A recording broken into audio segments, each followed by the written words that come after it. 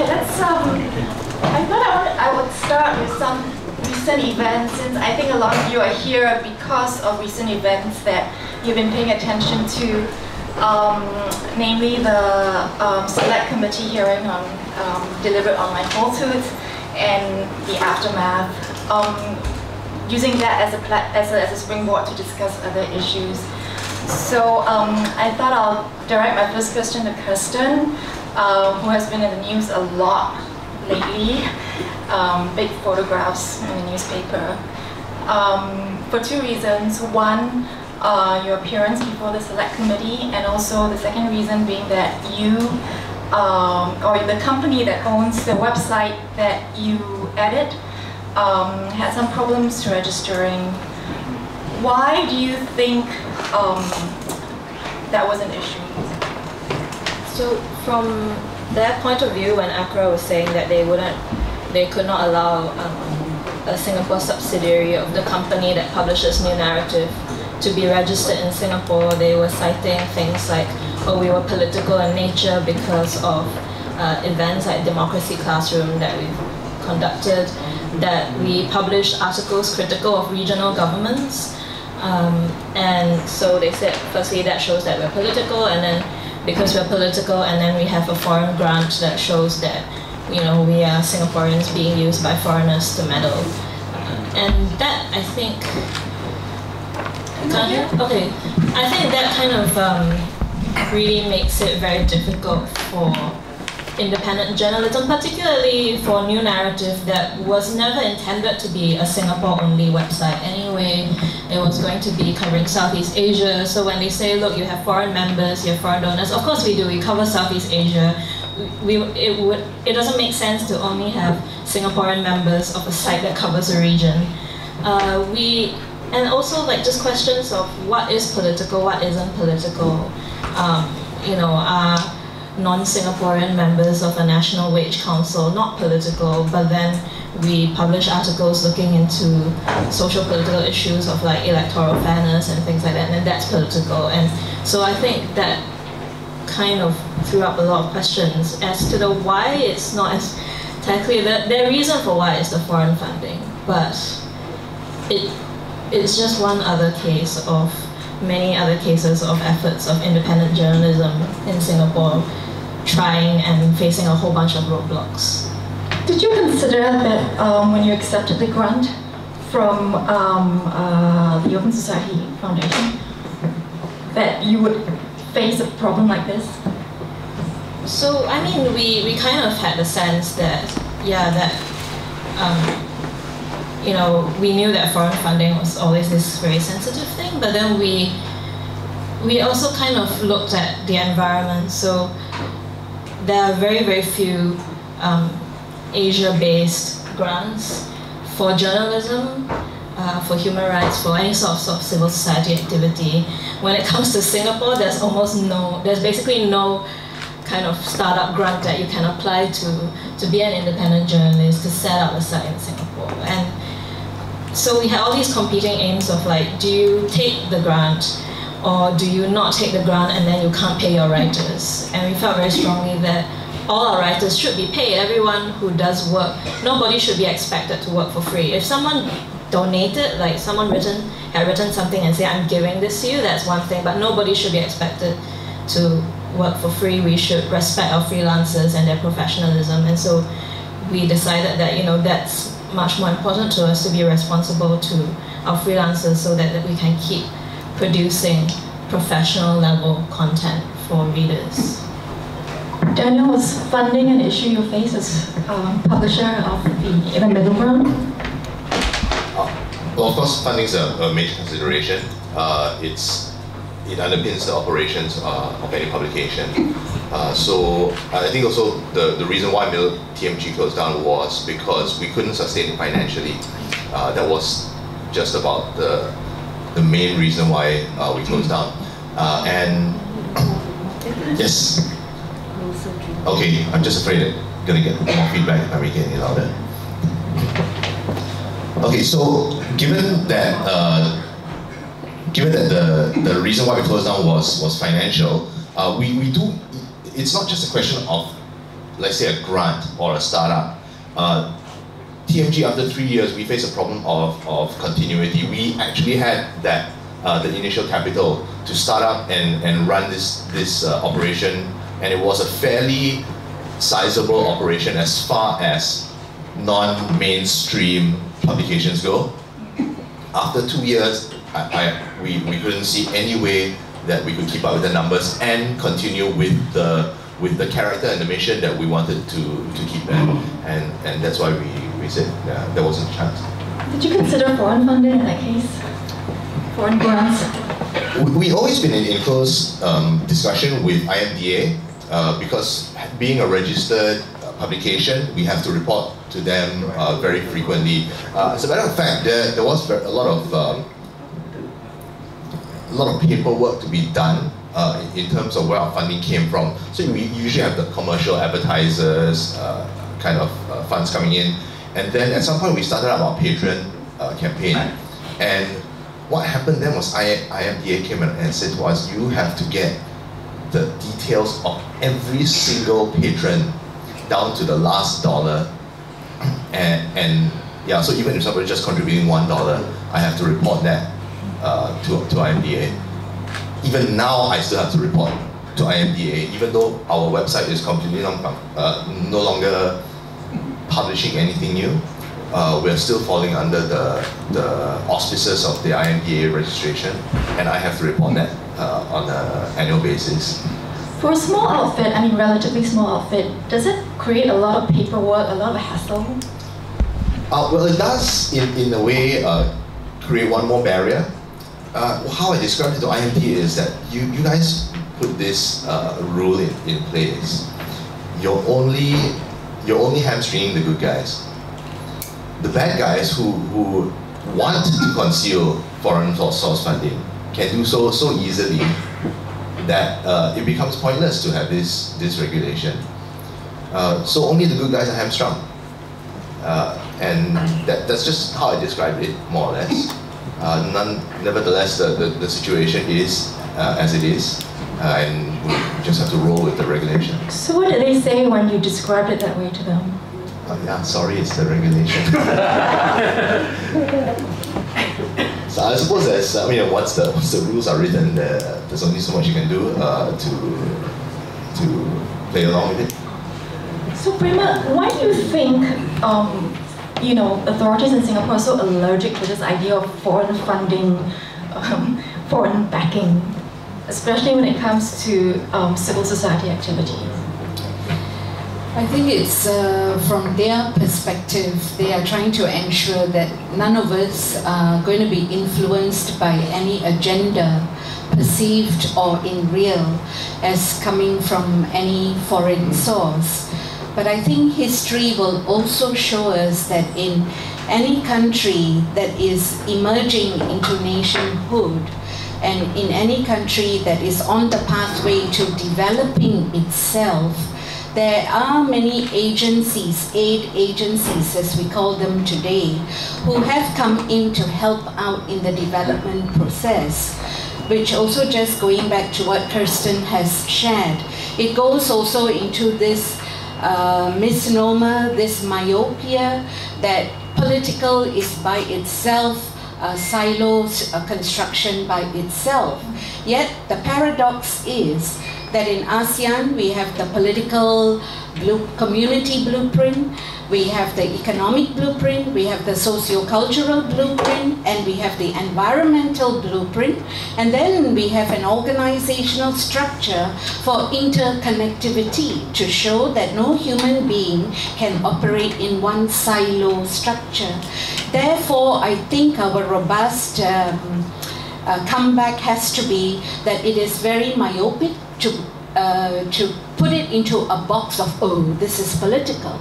So coming back to that question that you asked, there is this feeling that foreign parties only wish to influence the political dynamics in a country, but actually there are many other ways in which an influence can take place, even including corruption, which is, like you said, the bad guys and the good guys. If we look at KOM, and I think Professor Walter Woon has written a very startling and very good piece that tells us that we have some mishaps in how we apply this whole process. Yeah. So talking about like hidden agenda, hidden funding, the thing about New Narrative, for instance, is you never hid this funding, you actually declared it, didn't you? So when ACRA, we applied the same way everybody applies to register a company, and then ACRA came back with extra questions, and we answered all the questions. So whatever they asked, we just told them. So this whole like, oh, the foreign grant came from Open Society, it was not a revelation, it was information given in response to questions. Does anyone have any questions at this stage, or any? Dr. Paul? Yeah, did you ask them why? Did you ask them why they didn't gazette you? You said. No, we didn't ask them that. Braema has some experience with gazetting. What happens when you get gazetted? Okay, the story of Marua is simple.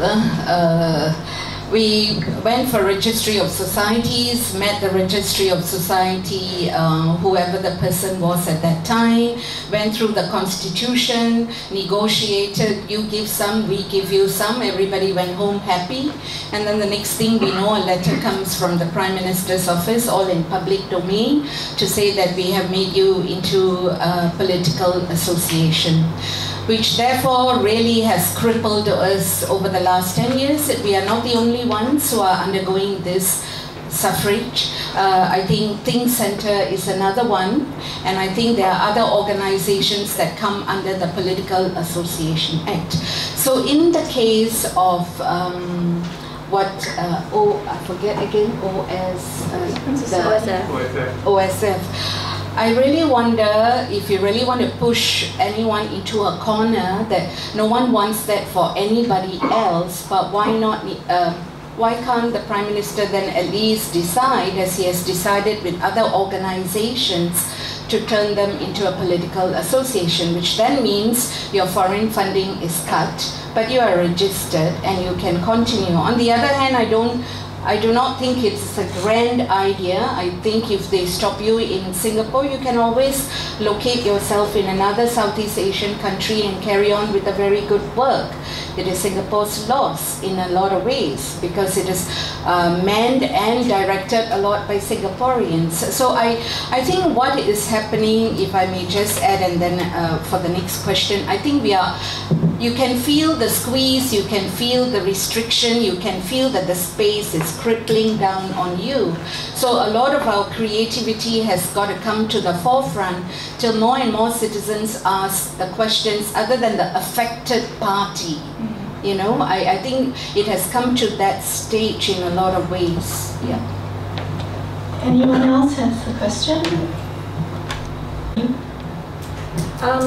Well, when the Prime Minister's office decides to gazette you, you do not have a choice of acceptance.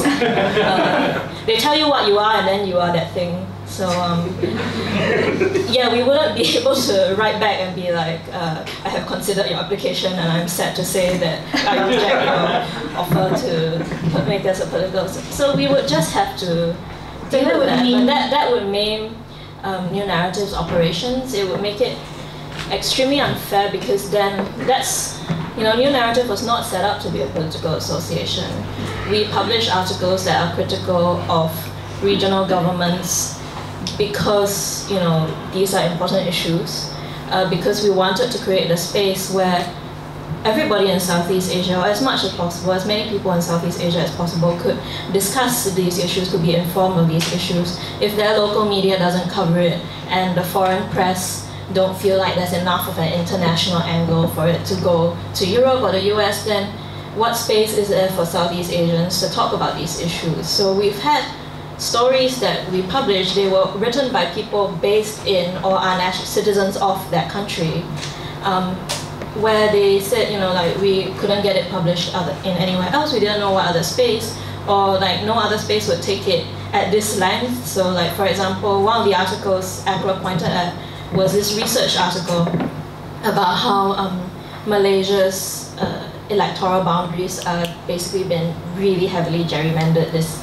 election season. And the story we didn't come up with it just to screw with Malaysia. The story was pitched to us from Malaysia by a Malaysian researcher who had been working on it a very, very long time.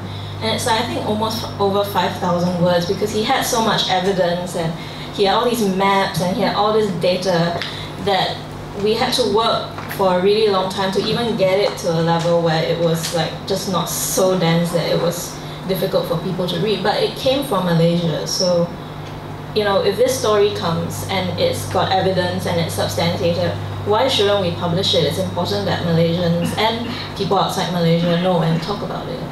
So let me rephrase the question. What would you do if they decided to gazette you?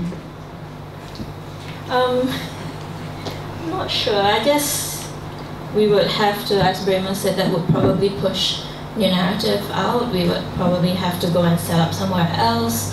It means that, you know, we might have to, like New Narrative's operations will move offshore. That probably might mean that, you know, as Singaporeans, we would be forced out of our own country to go and operate somewhere else. Yeah, I mean, this is not a touting thing, but I mean, I do keep in touch and I get the mail from New Narrative, and I think there's personally a lot of wonderful good stuff that's coming from them, complemented of course by research that comes from think tanks in Southeast Asia as well as European countries, US, because Southeast Asia is at a very interesting juncture between Europe, Asia, China and all that. So everybody's eyes are more or less on Southeast Asia and trying to analyze and dichotomize and everything else. So I'm not saying that this is the best case scenario. It would be sad if there's that kind of process to survive. Having said that, Singaporeans for Democracy, I hope I've got the right name, they were also gazetted into a political association. They went along with the flow. Maybe it's a smart move. I wouldn't know that they decided to do a whole report on why they decided to close. Dito Sintercom. Sintercom did fantastic work that we were all following for a very long time.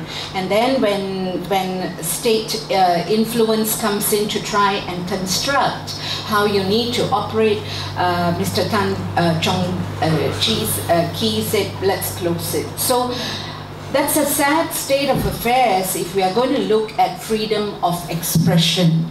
Because it is in the UDHR, it is also in the Constitution, Article 14, with sub-clauses that there is power given to the minister to perhaps curtail what Article 14 provides, and Article 12 gives the minister more power. But in the UDHR, there is this freedom. So we are now, somebody corrected me the other day, we are now coming to 60-something years old, right, as a country. So all the more this should become something that we should stand by rather than find places or close, which will be sad. Yeah.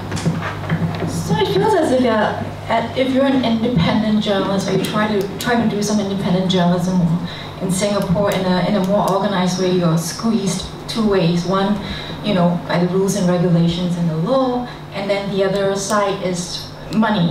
You got to find a way to survive. Is that something that you experienced, Diane? Actually, I had an easier time with the law than with money. I think for TMG, the law was just a reality that you just deal with. You know, as far as we were able to prove, we stay clear of all foreign funding, but even then, we weren't able to keep up the operation. So not only do you have to get over that first hurdle, once you get past that first hurdle, you have that second hurdle. How does this continue? How do you sustain it over 1, 2, 3, 5, 10 years? And for us, the cost of running a proper newsroom was far more than the revenues that we were able to get. To me, okay, I also come from the ad industry, marketing industry. It's really a mathematical question. right today, in today's technology and media sphere, and when I say media, I don't mean journalism, I mean like the whole of media. Ads, the income for newspapers, for publications is from subscriptions, or from advertisers, or from donations. Generally, donations, not very much. They won't account for more than a couple, 1,000-2,000 maybe. Subscriptions are a huge bet. You can see even MSM is struggling with the subscription model. Many newspapers globally are struggling with the subscription model. And then you have advertising. Advertising pays by the eyeball. That's all there is to it. It's just the eyeball and nothing else. If you are writing specifically for a Singaporean audience, you have a market of 5 million. Well, sorry, 3 million. And then out of that, you're comparing yourself to every other channel out there you're fighting with for those eyeballs, and to prove that you have the highest eyeballs. And I would say that a lot of marketers are not are only KPI driven on certain numbers. But that's the industry I come from. You show your boss the numbers, you win. So would you rather go to a site that publishes garbage but gets 10 million views, or go to a high quality site that gets 500,000 views a month? You won't. As a marketer, I won't spend my dollar there. I will spend my dollar on the garbage site that gets 10 million views. And that's just the reality of things right now. If you don't mind, I just would like to add on a little bit to what you have said. I quickly looked at the Newspaper and Printing Presses Act for mainstream media. I feel that this is one area we really got to work harder on, to actually amend the act to ensure that there's more freedom of space for the reporters. Not that they are so curtailed, but the minister has the power to limit circulation, as well as in the Broadcasting Act, which I think it comes down to, like what you said, money matters at the end of the day, and diversification of the business. The Singapore Press Holdings is going into new areas of businesses, including nursing homes. So that really has to reach top up to really pull up the mainstream media, which is facing its own challenges. Yet what will sell a paper at the end of the day in today's context of high social media influx, it's a huge influx, will be the quality of the printing press, the broadcasting units, the radio broadcast, telecast, everything. And therefore, when I looked at it, just as a preparation, because it's such a long statute, and I looked at it and I said, wow, a lot of circles are emerging. If we really believe in freedom of the press, and we are 151, and the last number there is 180 going to North Korea. So I do think that is an area of improvement that cannot take place without us asking for it and lobbying for it. Yeah. Automatically dangerous.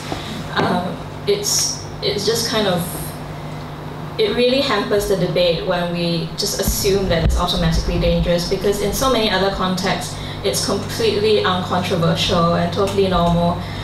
In most other countries, getting a startup grant for independent journalism from a foundation is, there's a lot of very well-established, reputable foundations give out independent journalism grants, like, the Knight Foundation, and there's German foundations, EU foundations, and these are all completely not controversial. Filmmakers, when they need funding, apply to all sorts of, filmmaking grants. They don't get all their money from Singapore and Singaporeans. There's all these like film festival grants, film foundation grants, all sorts of things.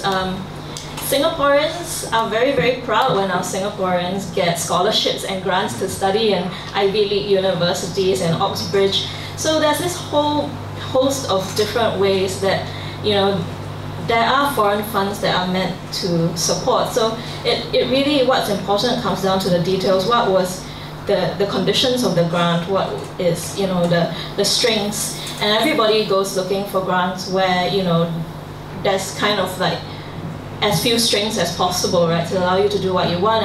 And in this case, we got this grant, but it was based on KPIs that we defined, and they weren't interested in like our editorial things. It was just a startup grant, you go and do this thing.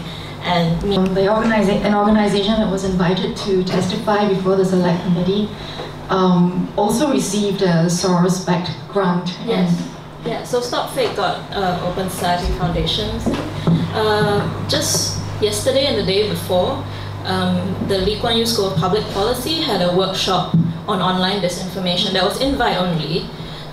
It was paid for by Facebook, and they had a public policy exercise where everybody gets split into groups, and then you discuss what to do about fake news, then you come back and you present, each group presents and you discuss. And I said, this sounds exactly like my democracy classroom, except now it's paid for by Facebook, and there are very many more foreigners in the public policy exercise because they didn't invite any Singaporean civil society people, right? So how come when Facebook funds it and Lee Kuan Yew School of Public Policy organizes it, that is, engagement and executive education.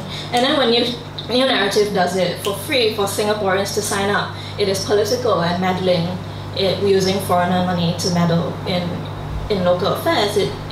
Where do we draw the line of what is acceptable funding? Why do we feel that it's so automatically more trustworthy if it's like a neoliberal capitalist commercial transaction than if it's like locals applying to grants to try to make change in their own country? Questions, anyone?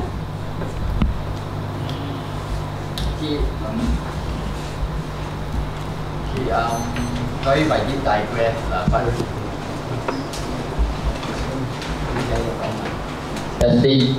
sorry if I did digress a little bit here, but I just want to actually ask, for the fake news law, well, I mean, currently you talked about newspaper and printing presses act and all those, but what about, let's say if you have a wholly online-based thing and it's outside of Singapore's jurisdiction? I mean, you just think of something like a state crime review or something. So if we can actually do something like that, but the quality of content would be something like TOC or maybe what was the one you mentioned, Kirsten? New Narrative. Yeah, new narrative. Then I think don't you think it's something which is even better still? I mean, of course you do identify yourself. You say you're based here overseas or something like that. Yeah. And of course you may want to get someone who is planned to want to stay overseas permanently so that they are out of the tentacles of the PAP. Okay, thank you. That would be one way to do it, but I would, I think definitely as a practical response, yes, that could probably work. But then as Singaporeans, we should then question, why would it be required, why would we be forced to a point where someone has to self-exile to do this thing? Why can we not do it at home? Why do we need to basically twist ourselves into this pretzel? Why would we need to push Singaporeans out of Singapore just to do this thing? Why? Well, I mean, I'm speaking from a legal point of view. Yeah. If you do have that kind of framework and those kind of laws, then the only way to do it is... But I question the principle, like why should I have to be forced to do that? And what we need actually now is more Singaporeans questioning the principle. Because if everybody goes, oh, this is the practical way, let's just do this, then you're not actually challenging that law head-on or that regulation head-on. The law will only change when PAP loses power, and sometimes you have to sort of use underhand methods because they are doing much. There's a gentleman there with a question. Sure. Sorry, can I just add on to that? I'm just adding on a bit, hopefully no comeback. I think it's because otherwise we'll get stuck on this. That's all.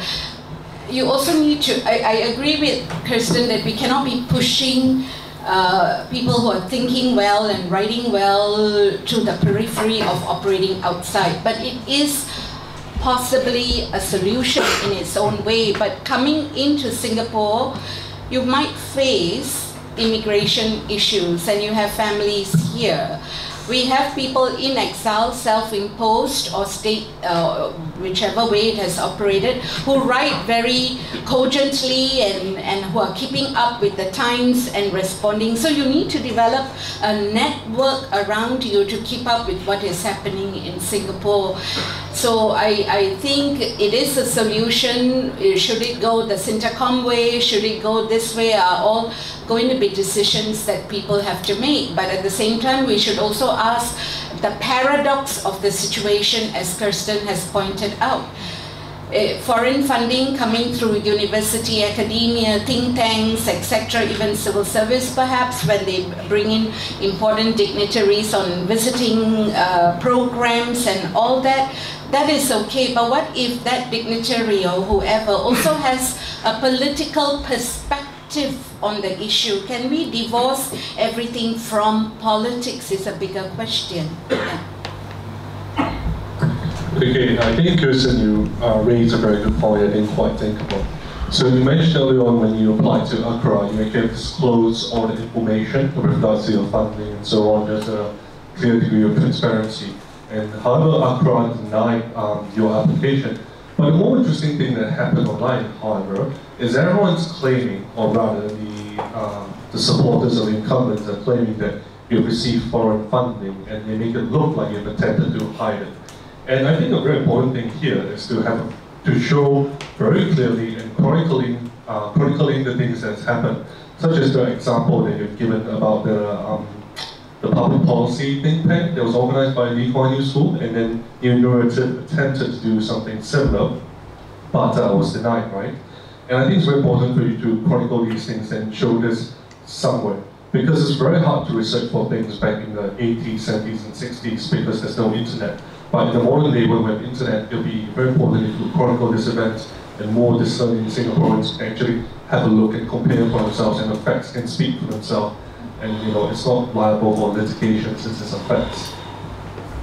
Yeah, I think so. The foundation, the grant thing, we told APRA when they asked us, the reason it was not yet on our website and things like that was because we were planning to put out a financial statement at the time of our full launch, which we haven't even done yet. We were planning to do like our annual statements, but we're not even a year old. So, all these regular financial reporting things hadn't even kicked in yet because we've not even reached a year. Another reason was that because of these kind of reactions from authoritarian governments, the foundation had asked not to be kind of listed in writing, because they were afraid that it would jeopardize other projects. Or so collectively, they usually ask a lot of places where they give funds to in countries where they feel like it's sensitive, that we do not kind of credit them in writing. But when we have open meetings, when people come up to us, we tell them verbally, like, we got this grant, it's from here. So we've been telling members that, those who came to see us, it was just that we had not yet had time to put it in a financial statement. So there were all these kind of accusations that we were hiding it, that was not the intention. It was just that, to have a financial statement, usually you reach about a year, right, to annual report, and we hadn't even reached a year. We only soft launched in September. So we hadn't actually got to that point yet, but we were going to. Yeah. Just one of the things that has occurred to me to answer what you are saying, documentation has taken place quite a lot. If one were to look at the blog site Singapore Rebel by Martin C, he has really tracked back far down, and I think this is our own knowledge top up that we need to do, and we need to continue that process, is my suggestion. The other thing I would like to say is that maybe it's good not to register. Maybe that's a way to survive and just continue with the work till you hit the many laws that one has flouted, and then you are called, knowingly or unknowingly, then you're called upon to answer. I think about it in that way, because if Marwa had never applied to register, I don't know how long we would have survived, but because we registered, then you become a political association, which is a proper way. You want to operate in a proper way. But we are really cash poor, and we have taken advantage of interns, of part-time staff in a horrible, miserly way that I am ashamed of. But there is no money. There's no money. So going back to Kirsten's point, if you want to do things that have a critical analysis, then it is right when we go out there and say you have to be well paid or averagely paid, that one also has that. But out of all the letters seeking donations from Singaporeans, everybody is frightened by the word human rights. Some may be frightened by new narrative now, I do not know, if one were to try. So there's also an upping from within us as a self-reflection that we also need to do our own personal top-up. And maybe, I do not know the answer to this, do not register and survive as an E-group and do more wonders. Yeah. What's the thinking behind registering? So for New Narrative, the thinking behind registering was to have a legal entity in Singapore. So if you need things like renting space, renting a venue for events, or if you hire people, you want to pay them properly, you want to pay CPF and be law-abiding as much as possible, then that's where you need to register. And so our effort to register was actually to try to abide by Singapore law as much as possible, and now we're not allowed to do that. Santi will see somebody. I mean, I think framework structure as a private limited or a limited company, for example, will help in some way. But like I said, I think it will come to a point where you have to consider which legal structure best suits the operations that you want to do. I've run companies that are private limiteds, CLGs, partnerships, as well as sole props, and even run businesses under my own personal name. Okay, the funny thing was, like, last week I was having a conversation with IMD again about this whole this whole reporting foreign funds thing. I'm like, I'm not getting money now. I'm not spending money. I'm not publishing anything you want me to report. So I said, look, I'm in the process of shutting down the private limited entity. What will happen then if I transfer the rights of IP rights for the website itself into my own personal name? Just because it doesn't exactly end its life at the same time as the private limited entity. And so they had to hum and ha about what happens to a website like TMG once the private limited entity ceases to exist. But somehow the website is still up. Who then reports? Who's liable? And all of that. So is this? They're not okay. They're kind of sure there's a way to interpret the rules that they've written. But I don't think they faced it before, and I believe that the way you read the rules is that it suddenly comes back under my own personal name. So if legally I have the right to decide whether TMG stays up or not, and the private entity no longer exists, the private limited entity no longer exists, then I no longer have to be a registered news website. I'm like, oh, so I don't have to report anything anymore, even if I start publishing again. So it's very curious. I mean, I think these are all legal considerations that you will want to go through and then see which structure. So even if you have a private limited company sitting on top of the structure, and then that private limited company gives you certain protections as a limited liability entity, and then that in turn may incur certain regulations from the law. But you may also have individuals operating separately, but related to the private limited entity. These are just ideas of how to structure operations. At the end of the day, the operations was most important. So freedom through non-registration is quite enticing. I mean, I'm not going to say it's freedom through non-registration. One day the law can and will change to accommodate whatever outcomes may be desired. But for now, to me, as a business person, okay, I'm not even saying this as a journalist or as an activist or anything. As a business person, the business structure always just serves your end goal. That's it. So funnily enough, they make transparency, they make openness very difficult. They want you to navigate the in-betweens. Yeah, so it's because there seems to be such suspicion of openness, like why would you want to be open, why would you want to do altruistic things, but then there's less suspicion of commercial stuff. So for example, I was talking to a lawyer and he said, yeah, you know, maybe if they see your open meetings as members coming, they might say you are an unlawful society. But if you call them market feedback research sessions, then maybe that will be okay because it's a purely bona fide commercial operation. And I was just like, what? Like, so if I were just to say I want to be transparent with my readers, I want my readers to come and meet us and question, then we might end up running into something where we are a political association, get gazetted, or we're unlawful society. But if suddenly we are like, oh, this is totally about money, and like it's just market research, audience feedback focus groups, and then suddenly that becomes so much less suspicious, and that doesn't really make sense to me. I mean, I don't have a problem with transparency. It's not even about trying to hide what you're doing.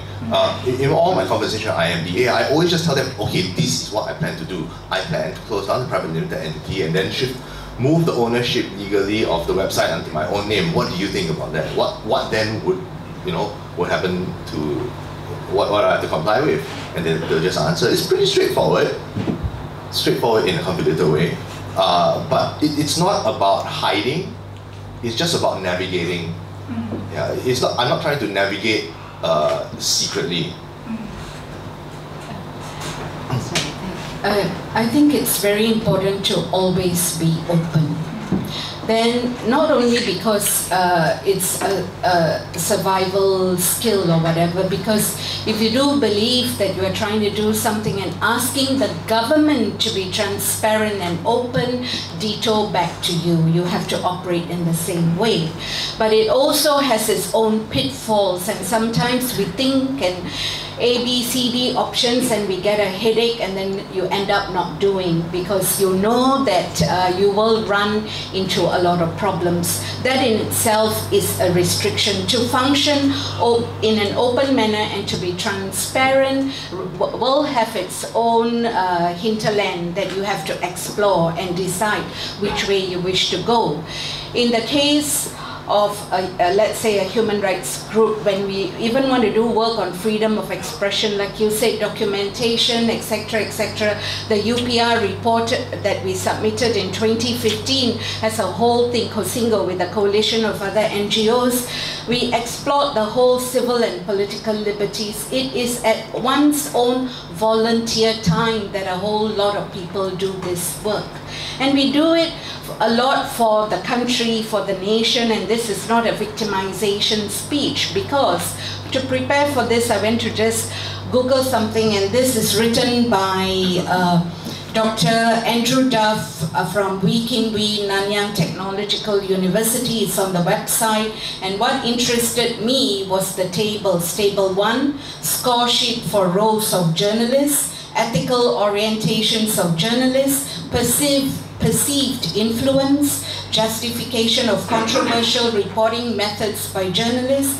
But I think the deflating thing came in the last table to me was journalists' trust in institutions. The score sheet, the score numbers, you can look it up. It's like there seems to be a higher trust in certain institutions, etc., which I think if we go back to what is the function of a journalist, whether online, mainstream, etc., it is, I do this contrast between Australian Journalists Association, number 1, report and interpret honestly, striving for accuracy, fairness, disclosure of all essential facts, do not suppress relevant available facts or give distorting emphasis. Do your utmost to give a fair opportunity for reply. Contrast, Singapore National Union of Journalists Code of Professional Conduct. Number 1, every member shall maintain good quality of workmanship and high standard of conduct. Vague, general, anything can go in. Contrast that. So I do think for ourselves as a community, we need to push up our coding of what we want from any journalist operating in mainstream media, in social media, etc.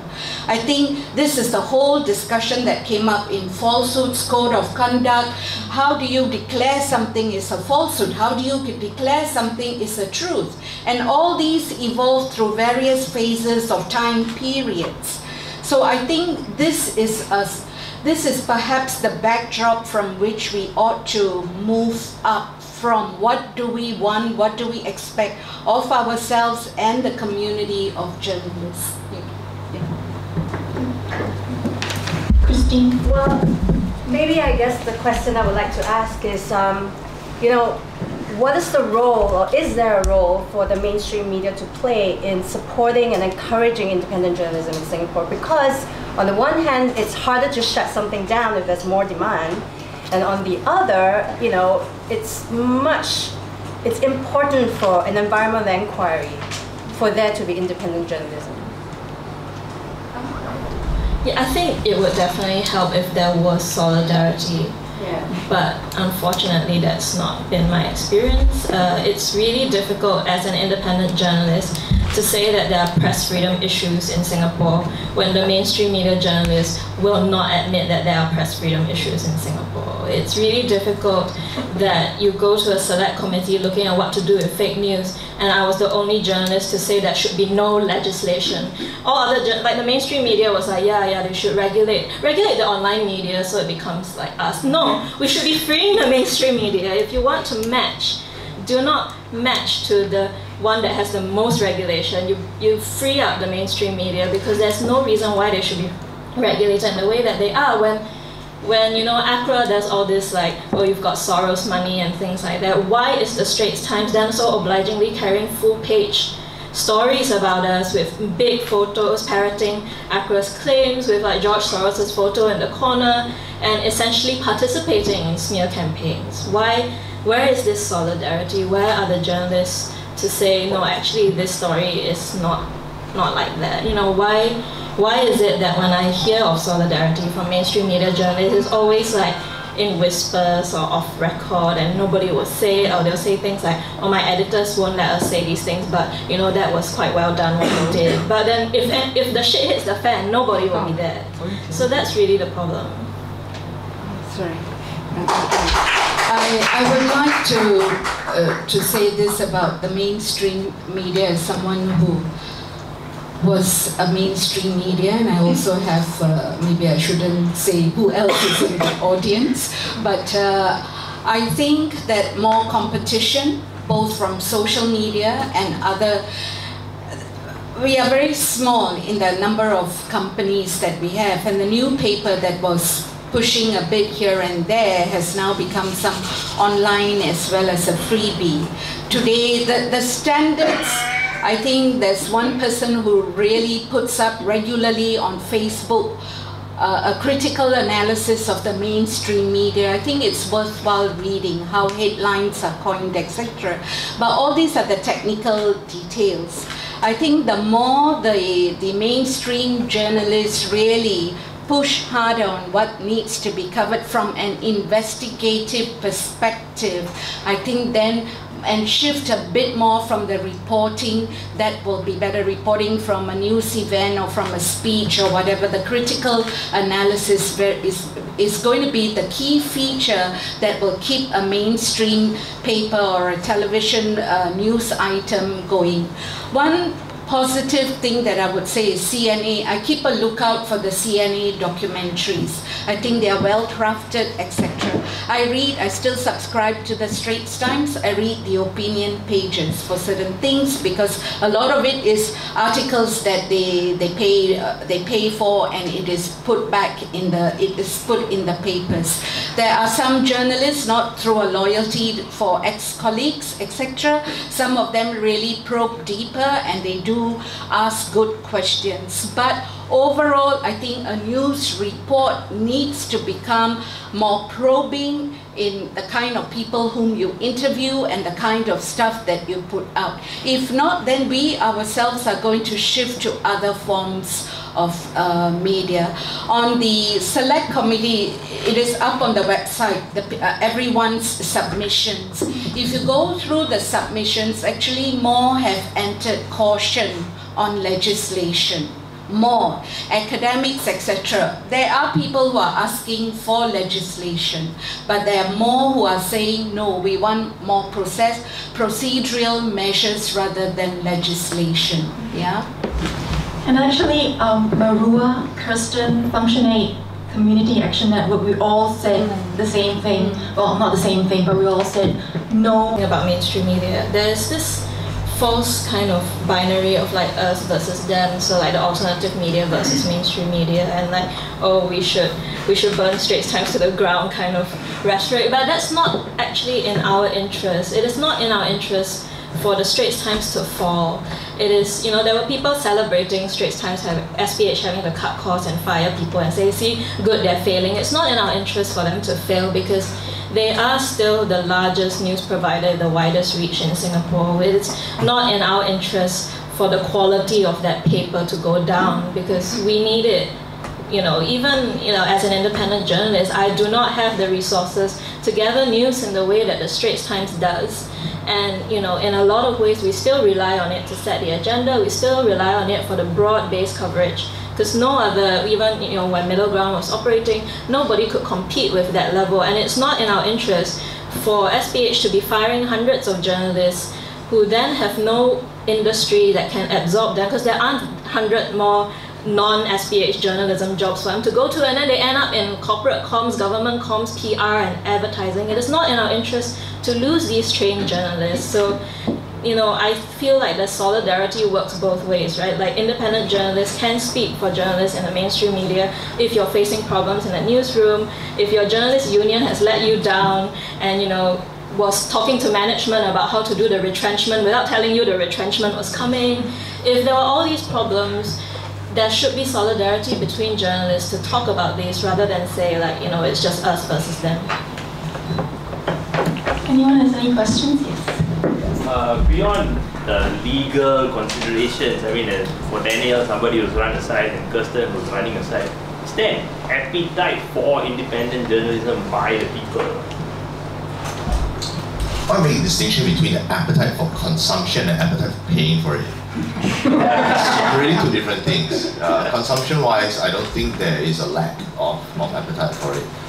Whereas when it comes to shelling out from your own pocket to read, yeah, that's where people stop. That's the line they draw. So I think, yeah, I haven't really gotten around that being able to dissect that problem. But if you ask me to define where the appetite is, there's two appetites. I think just a short one. In this, just to come back to that, in this survey which is on the website, and I think worth studying if you want to get a little bit depressed, interviewing 95 journalists and editors in Singapore, the kind of importance placed on various institutions and all. To me, I feel we are already setting up limitations on how far and wide the landscape can be. Just want to open a new dimension.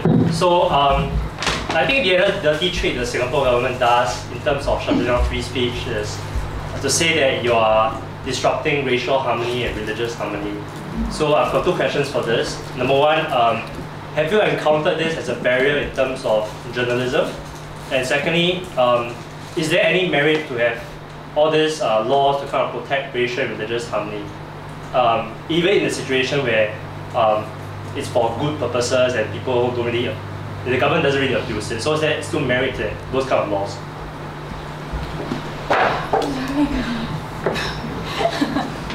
Thank you for asking that question, and thank you for. I was going to be a little bit naughty, but I'll skip it. Yeah. What do we really mean by racial and religious harmonization? I think is an unpacking that we need to do. If we are really believing in all equality, then why is it, as stated in the mainstream paper too, why is it that our DPM cannot become the PM because of his race? So if I were to think about the Race and Religious Harmony Act, that maintenance bill, then so I'm thinking, how does that apply? Do we then step away from it? You know what I mean? A DPM whom IMF, which governs over 20 countries once, and little Singapore can benefit a lot, we are saying no, by race. You see what I mean? Yeah. Public housing functions still by race. We have SAP schools, which is predominantly, or not predominantly, it's a between English and Mandarin. So what then, I think, as a citizenry, do we mean then by racial and religious harmony is something we need to ask more. This is stepping down from political speak into my own nuancing in my community with my friends that we have to figure out. So, mainstream media and all, and the law, the legal framework will harp a lot on race and religion to keep the community together. Nothing wrong with that, but we also need to know how is it that over here it functions like that and over here. So it goes back to, I think, a deeper analysis, a study. I always say know the law. I'm also in the process of knowing the law, to look at our Religious and Harmony Maintenance Act and start circling the parts that don't make sense to us and ask for amendments. We talk about Racial Harmony Day. I would like to have more reports, because the online media will not have by staff and resources to go into schools to look at how Racial Harmony Day is done. And when I was a nominated member of parliament, I asked that question and I was told it's wonderful exhibitions that are being done in the school system. I sat down wondering, what do we mean then by exhibitions? It is a very important concept, acculturation of people and a community, and what's our identity as a country. That I think these are all things that need to be dichotomized, analyzed, taken more seriously, is what I can tell you. I've opened a ravine here, in other words. That's why I was trying to see whether I want to be naughty in responding to you. Yeah. I encourage you to be naughty. Be sarcastic then. I think, like, you know, it kind of, things like the Sedition Act, it's really broad, ill will and hostility. People don't really know what that means. The trouble then is not necessarily even the enforcement, but the self-censorship. Because if you don't know what it means, then people are like, best not to go there. It really hurts us, because then we don't really talk about a lot of issues that do need a lot more probing. Like recently with the new kind of church alliance that was set up, there were a lot of questions going around going, well, did we really need, they were set up to provide an additional Christian voice, and then the first question was like, I didn't realize we needed an additional Christian voice. The LGBT groups will tell you the Christian voice is very loud already. And so like, but how much further can we say about this before we trip into wounding religious feelings, before we trip into ill will and hostility between groups? How much more can be said about this? And then, of course, then the government does things like reserving the presidential election. And then suddenly this really poisonous debate of, are you Malay enough? Who is Malay? Is the blood pure? A very poisonous debate comes up. And you know, how do we then talk about that when we've never learned how to talk about race and religion and deal with conflict rather than seeing it as attack on stability? Chairman George at the Select Committee also brought up, he argued for repealing the insult laws, so like Section 298, which is the wounding religious feelings. He argued for repealing that because he said the problem of these laws is that they get weaponized by the most easily offended. And then you kind of have to enforce your law, then you end up pandering more and more and more and more to these groups, and it becomes harmful in the end. Any more questions? You've asked a question, so if there's someone else who has a question. Hello. Yes, sir. Can I ask a very simple question? I understand that Singapore is a rather expensive place, and economics matters. I'm quite sympathetic to those online blogs whereby, basically, like what TMG have said is that there's always demand for consumption, but there's no demand for paying. To be frank, I'm also one of them. I'm one of the freeloaders. So a very simple question is that I understand that you've got difficulty drawing funds, especially from outsiders. I think the government is very sensitive about it. What about local itself? I mean, as in, we see the Business Times, companies are doing well right now. There are more tycoons being produced every day. In fact, next to this place, there's Grab. So I'm not sure about local funding itself. I mean, I understand that some businessmen are very skeptical. They don't be put online with the non-official voices. So, because I understand that there are some blogs like even Mothership, they incorporated some eminent Singaporeans like Flip Yo, I think he's a chairman, something like that, or George Shaw. So I'm not sure, have you explored the local funding arena in a way to alleviate the concerns of the party and the government? Thank you. Daniel? I think there is local funding. Not saying that there isn't. Certainly there are some groups of individuals who would be willing to give funds, but as far as I'm aware, not very many, not quite enough. The vision that I have for media journalism in Singapore is not just something like TMG or just New Narrative or any other alternate site or MSM. It's a lot more than that. It's about the ecosystem of Singapore's journalism not being dependent or entirely hinged upon one or two very, very, very large players, by which the entire industry lives and dies. We need, and then the same thing, it's not just this whole MSM to one side, then the alternatives to the other side. I see a future, I hope to see a future where there is a very large diversity across the entire spectrum of voices, models, types of publications, and I think that is what will be the most healthy for our industry here in Singapore.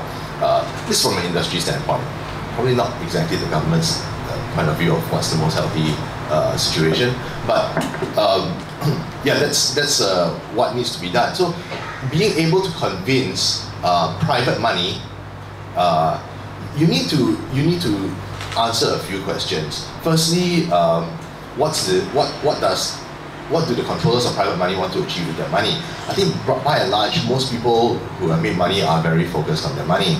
So they want their investment to bear fruit. And given what I described earlier, the market difficulty for journalism in Singapore, that's not going to happen. So you're basically asking somebody to throw money at you. That's a very hard ask, right? So I'm not saying it's impossible, but you're not going to be able to get enough of that happening to build up a proper ecosystem, build up a proper, a full and robust industry with the kind of diversity that it needs to self-sustain. And like all things, this is a big mindset change. Journalism isn't the only industry facing this problem. Of course, we always have the perennial arts things, sports, all those. Forever football, nobody wants to put money inside unless they think they're getting money out of it, which includes Sunday betting on the league or having jackpot machines inside the clubhouse. So it's a question of what's the shape of this society. It is a very circular question. Because also journalism shapes the society, and then in turn society shapes the journalism that we have. And what we need is we need some people to start pushing on the edges, start injecting change on the edges, and hopefully the change that gets injected on the edges is stronger than the resistance that you're facing on the other side of the equation. Thank you. I think to answer your question more directly, I think for Marwa, and I know a lot of arts groups under the freedom of expression ambit, they have written to a lot of rich folks, retired folks individually and companies and all that. Many struggle. Outcome-based, we all know how to do funding proposal. There are many templates even on the web. And meet for coffee and for lunch and blah, blah, blah, blah, blah.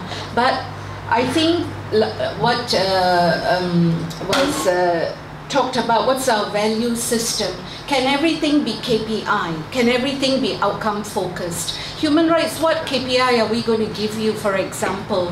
Other than we have done research, we have done lobbying, we have done advocacy, we have met the minister for dialogue and the minister doesn't want to meet you, etc., etc. Minister did not meet. Cross, is that a good KPI? Some of them will go, oh, you didn't meet the minister, I'm not giving you money. Just as an example, I'm making a joke out of it. But I'm just saying that what is my value system and how much can I spare?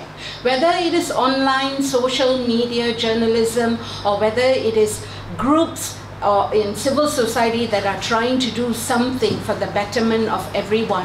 I think we just need to part with a small portion of our money if we can afford it. And under the Political Donations Act, there is no self-declaration until you reach a limit of $4,999.99. We are not asking for that kind of money. Smaller sums will add up. Ditto for other groups too. Just one last point, the online citizen, since Terry is not here. I mean not here on the panel, sorry.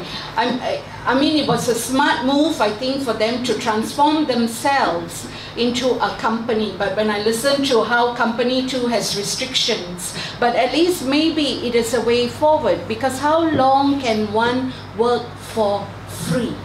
It's definitely a togetherness, a solidarity, as Kirsten keeps saying, but not only within the profession or within the aspirants to the profession, but for everyone to come together and say, I believe in it, I'm willing to put the money, no questions asked, because there is a trust that I am giving you. I think that's important. Thank you. So in other words, if you value independent journalism, put your money where your mouth is. Yeah. I think open up your wallet. In New Narrative's case, we do not take investment. We are a company limited by guarantee registered in the UK, so there's no shareholders. We are not selling stake. We also don't take advertising, because we've seen how this has been used to shut down sites. So if you are a big company in Southeast Asia, you might have government contracts, in which case there are ways to lean on you to not mess with your contracts and your connections. If you are buying advertising, there are ways to shut down. So for example, the Malaysian Insider was shut down in Malaysia because they were trying to deliver the eyeballs to their advertisers, but then the government just shut their site down, blocked access, so they couldn't deliver any eyeballs to their advertisers. Advertisers pulled out, the whole thing had to close. So we've seen how commercial backing can be manipulated, and so we decided not to do that. We wanted to focus more on building trust and building that relationship with people who subscribe. So they subscribe because they believe in what we do and not because of how much money they can get back, because as Daniel says, this is not really a money making. Like if your goal is returns, journalism is a very poor industry to be investing in. And so that's where we come from. And I think a lot of people don't necessarily appreciate how expensive it is to actually run. So like a lot of people were like, oh my God, you know, they said it was a $75,000 grant. They've got so much money. This doesn't last very long if you're running, you know, a media company. If you're running any company, actually, that's not a huge amount of money. So people think like, oh, you subscribe to New Narrative, it's US dollars, $52 a year. I pay my writers $300 for a piece, of which I publish 2 a week. So, you know, we need to pay that. We need to pay those photographers, those writers, those editors for their time. And, you know, because they have roofs and children to feed and things like that. So we shouldn't have to expect like an entire industry to operate in this very precarious situation of constantly not being able to pay their bills just so that people can read content.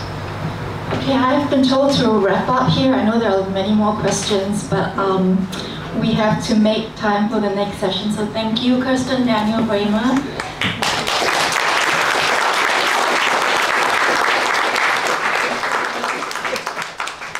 We have PJ and Solan for the next session. Thank you. Thank you very much.